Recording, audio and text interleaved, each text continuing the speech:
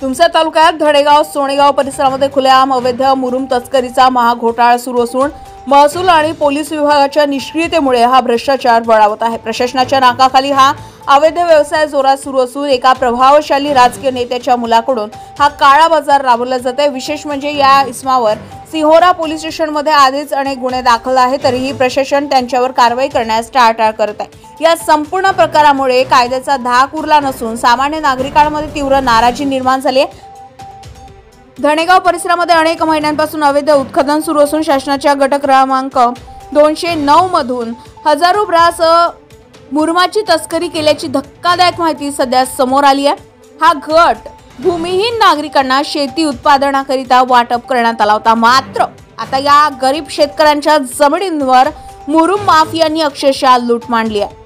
यामुळे स्थानिक शेतकऱ्यांचे मोठे नुकसान होत असून महसूल विभाग आणि पोलिसांची भूमिकाही संशयास्पद ठरत आहे।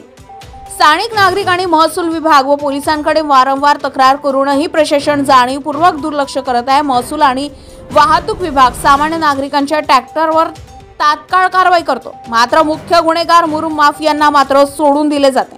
त्यामुळे महसूल व पोलीस प्रशासन अवैध तस्करांच्या सोयीनुसारच कायदा वापरत असल्याचा गंभीर आरोप केला जात आहे। यात महसूल व पोलीस विभागातील अधिकाऱ्यांचे खिसे गरम होत असल्याची शक्यता आहे।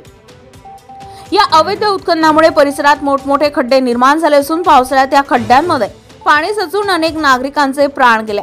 याशिवाय अवैध उत्खननामुळे भूगर्भातील जलस्रोत नष्ट होण्याचा धोका वाढला असून पर्यावरणाचा मोठा विनाश सुरू आहे। शासनाच्या जमिनीवर लूट करून कोटींचा महसूल सरकारला गमवावा लागत असताना महसूल व पोलीस प्रशासन मात्र हातावर हात ठेवून मूकच संमती देत आहे।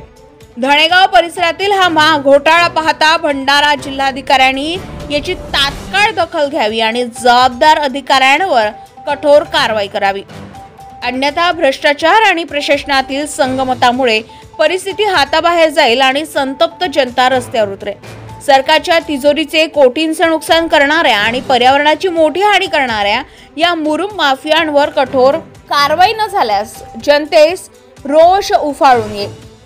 गजा महाराष्ट्र 24 न्यूज करता रश्मित रामटेके सोबत संदीप पडारे, भंडारा। ताज्या घडामोडी आणि बातम्या जाणून घेण्यासाठी गरजा महाराष्ट्र 24 न्यूज या आपल्या YouTube चॅनलला सबस्क्राईब करा आणि बेल आयकॉन दाबायला विसरू नका, जेणेकरून आपला व्हिडिओ आल्याची ताजी खबर तुम्हाला ताबडतोब मिळेल।